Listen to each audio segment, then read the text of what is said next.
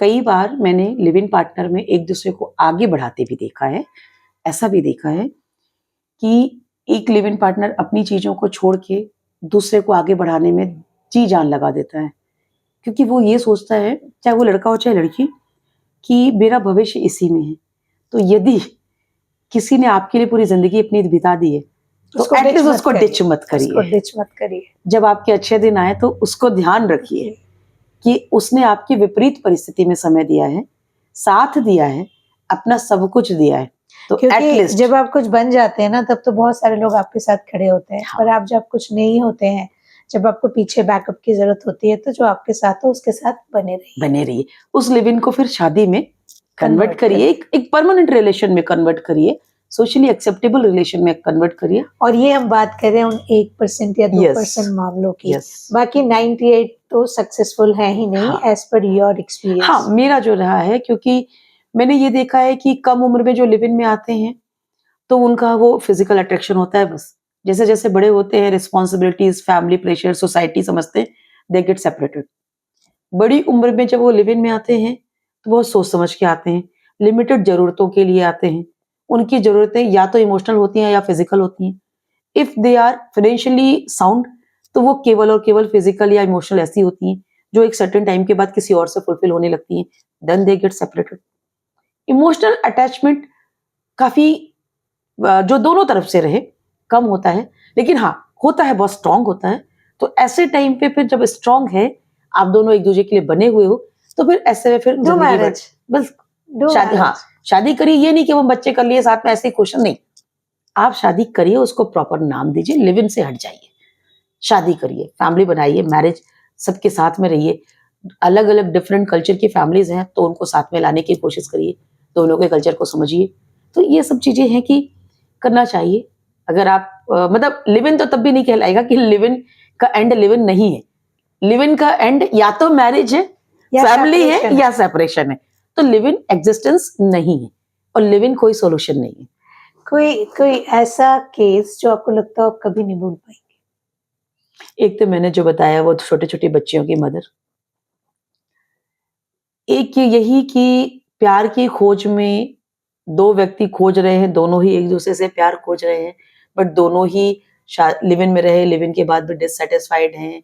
लेकिन अब चूंकि सोशल प्रेशर है, वही मैं बताना चाह रही थी कि वो लिव इन में थे तो हो सकता है वो सेपरेट हो जाते, बट चूंकि महिला ने बहुत स्ट्रॉन्ग डिसीजन लिया कि नहीं, फिजिकल रिलेशन तो तभी बनेंगे जब आप शादी करोगे, अदरवाइज नो फिजिकल रिलेशन।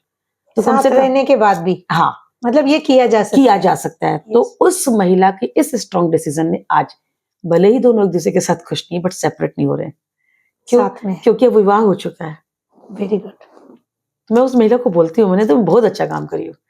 कभी कोई बोलती है वो कि मैडम दुखी हूँ मैं, इमोशनल अटैचमेंट नहीं है। मैंने कहा कोई बात नहीं, फाइनेंशियल है? बोली हाँ। मैंने कहा और क्या है? बोली नहीं बाकी तो सब कुछ अच्छा है, but emotionally he is attached with his first family. तो मैंने कहा कोई बात नहीं ना, आप क्या कर सकते हैं? कोई व्यक्ति किसी के साथ 25 साल रहा है तो हम उसके भावनाओं को नहीं कह सकते कि इधर लाओ, आपको खुश रखने की कोशिश करता है। बोले हाँ। तो बोले इसीलिए मैं भी चुप रहती हूँ, क्योंकि ठीक है मेरी एक्सपेक्टेशन अलग है, उसका फुलफिलमेंट अलग है, तो चीजों को उस तरीके से। और ऐसे केस मैडम एक नहीं, ये वाली जो मैं रिलेशन बता रही हूँ ना, ऐसे केस मेरे पास कम से कम रियल मैरिज में भी कम से कम 10 मतलब 1000 से ऊपर तो केस आए होंगे, जिसमें 10-15 ने ऑफिशियली रिपोर्ट किया है, बाकियों ने केवल अनऑफिशियली बात की है, डिस्कस किया और चले गए, क्योंकि वो केस नहीं करना चाहते, because they are not happy in the marriage. Yes.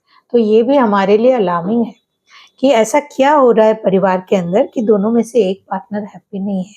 या तो कई बार जब हम अथॉरिटेटिव हो जाते हैं ना कि बीवी है कहाँ जाएगी बस, या पति है जाएगा कहाँ, तो हम उस रिश्ते को जिसके लिए हमें रोज काम करना चाहिए, क्योंकि मैरिज इज एवरीडे वर्क, बिल्कुल, फिर हम उसको फॉर ग्रांटेड ले लेते हैं। और जब हम फॉर ग्रांटेड ले लेते हैं तो हम उसके लिए प्रयास करना, मेहनत करना बंद कर देते हैं। तो जब आप किसी भी रिश्ते को बनाए रखने के लिए एफर्ट करना बंद कर देंगे, वो चला जाएगा।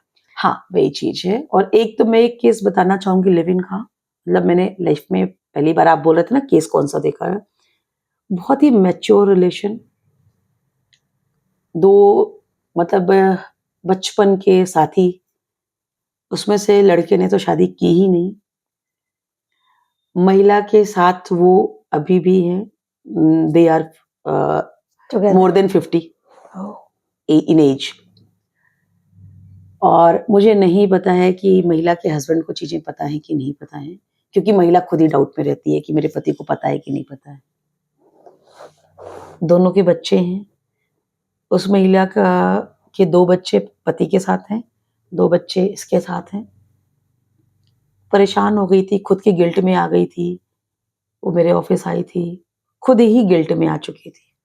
मतलब उसको ही समझ में नहीं आ रहा था कि वो अब क्या करे, क्योंकि उसके फ्रेंड ने शादी नहीं की, तो वो तो टोटली उसके ऊपर डिपेंडेंट है। अब बच्चे बड़े हो रहे हैं, तो उसको थोड़ा लगने लगा। तो जब काउंसलर ने मुझे बताया, बोले मैडम ये केस आया है आपके यहाँ। मैंने कहा महिला क्या चाहती है? केस लगाना? बोली नहीं। मैंने क्या चाहती है? बोली मैडम वो अपनी काउंसलिंग चाहती है।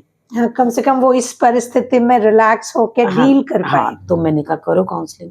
फिर काउंसलिंग करते-करते वो मेरे से मिलने की उसने बोली कि आप मैडम से मिलना है। तो वो मैं जब मिली, तो बहुत अच्छी महिला, मतलब एक आदर्श पत्नी के रूप में भी है वो, एक आदर्श माँ के रूप में भी है, एक आदर्श पार्टनर के रूप में भी वो है। किसी को उस महिला से कोई शिकायत नहीं है, she is dealing every every relationship. Relation. लेकिन अब वो ये नहीं समझ पा रही है कि अब हमारी उम्र के इस पड़ाव में आके मैं इस संबंधित व्यक्ति को किस प्रकार से सपोर्ट कर पाऊँगी? और बच्चों को कैसे बताऊँगी बायोलॉजिकल फादर तुम्हारा ये है। वो बताना भी ठीक नहीं है और नहीं बताना भी ठीक नहीं है। फिर हम लोगों ने उसके जो मतलब हस्बैंड नहीं, उसके जो फ्रेंड थे उनको मैंने बुलाया। तो बोले कि मैडम मेरे तो आगे पीछे यही है। अब बाकी इसके ऊपर है ये मेरे साथ क्या करेगी। मेरे ने तो घर भी छोड़ दिया, शादी भी नहीं की, मेरे बच्चे भी इसी के नाम से जाने जाते हैं, मेरे नाम से नहीं जाने जाते हैं। अब ये जैसा मेरे साथ करेगी, मैं उसको एक्सेप्ट करूँगा। कॉम्प्लेक्स सिचुएशन है, बहुत बहुत कॉम्प्लेक्स। Complex situation. मैं आज तक उसका सॉल्यूशन नहीं ढूँढ पाई। मैंने उन मैडम को कहा कि मैडम जितनी मैच्योरिटी से तुमने अभी तक किया है, वैसे उतनी ही आगे मैच्योरिटी से उसका साथ दे दो। इसके अलावा मैं कुछ नहीं बोल कोई पाऊँगी। रास्ता नहीं है। मतलब कई बार हम चीज़ें अपने आप ही कॉम्प्लेक्स कर लेते हैं और फिर एक समय बाद उसका कुछ रास्ता नहीं होता। कुछ रास्ता नहीं। तो अब लिव इन रिलेशनशिप का एक ये भी पार्ट है। ये भी लेकिन ये लिव इन में अगर कानूनी देखा जाएगा तो ये लिव इन नहीं है, क्योंकि आप मैरिड हो। हाँ, एक मैरिड पर्सन किसी और के साथ यदि रह रहा है, that is not in the Live-in. Definition of live in relationship. तो पर बहुत सारी चीजें रहती हैं। लोग सोचते हैं लिव इन तो चलता है। इसी तरह का एक केस आया था जिसमें कि पति बोला कि मैं तो लिव इन में रह रहा हूँ, लिव इन को तो सरकार ने मान्यता दी है। तो फिर हम लोगों ने उसको सुप्रीम कोर्ट की गाइडलाइन दिखाई कि अनमैरिड होना जरूरी है। इसको व्यभिचार कहते हैं, है ना, ये एडल्टरी है, ये आपका लिव इन नहीं है। तो बोले कि तो जेल तो नहीं होगी। मैंने कहा आपको जेल नहीं होगी, लेकिन जिस महिला के साथ आप रह रहे हैं उसको हो सकती है।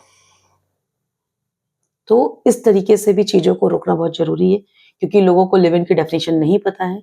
सोचते हैं कि लिव इन को तो सरकार ने मान्यता दे दी है, हम किसी के साथ भी रहें वो तो लिव इन है, बट नहीं। इसमें एक और चीज़ निकल के आती है वंचना जी, कि हमें कुछ इन्फॉर्मल ट्रेनिंग्स करना चाहिए इसके लिए। बिकॉज़ लोगों को पता ही नहीं है कि क्या एक छोटा-सा कदम उनको कहाँ तक ले जा सकता है, इमोशनल सेटबैक तक ले जा सकता है। तो अगर यंग होते बच्चे या यंग हो जाने वाले बच्चे 18, 19, 20, 21 ये इनका एक अलग से इन्फॉर्मल ट्रेनिंग हो, या फिर जो लोग सिंगल रहते हैं, आजकल बहुत सारे बच्चे पढ़ने जाते हैं, फिर पढ़ाई करते हैं, जॉब लग जाते हैं, सिंगल रहते हैं, उनको भी ये चीज़ समझाई जाए। और जो लोग अपने परिवार में कहीं उतने खुश नहीं है जितने उन्होंने सोचे थे, उनके लिए भी कुछ ऐसे इन्फॉर्मल ट्रेनिंग्स या कोर्सेज़ या काउंसलिंग होने चाहिए, ताकि वो जहाँ कहीं भी है, जिस भी रिश्ते में है, उसको ढंग से डील कर पाएँ। यदि नहीं कर पाएँ तो बाहर कैसे निकलें, और बाहर निकलने के बाद क्या करेंगे वो भी, क्योंकि हमारी सोसाइटी में ऐसी कोई जगह नहीं, जैसे आपने बताया वन स्टॉप सेंटर है, बट बहुत सारे लोगों को शायद इसके बारे में भी नहीं पता है कि हम जाके बात कर सकते हैं। तो आई रिक्वेस्ट यू ऑल कि आप जितना ज़्यादा इस पॉडकास्ट को अपने परिवार के और दूसरे लोगों तक अपने ग्रुप्स में शेयर करें, ताकि हम रिलेशनशिप को समझें और जल्दबाजी के चक्कर में कुछ ऐसा ना कर पाएँ जिससे एक परिवार खराब हो या 2 परिवार खराब हो या ऐसा कुछ करें जिससे समाज खराब हो।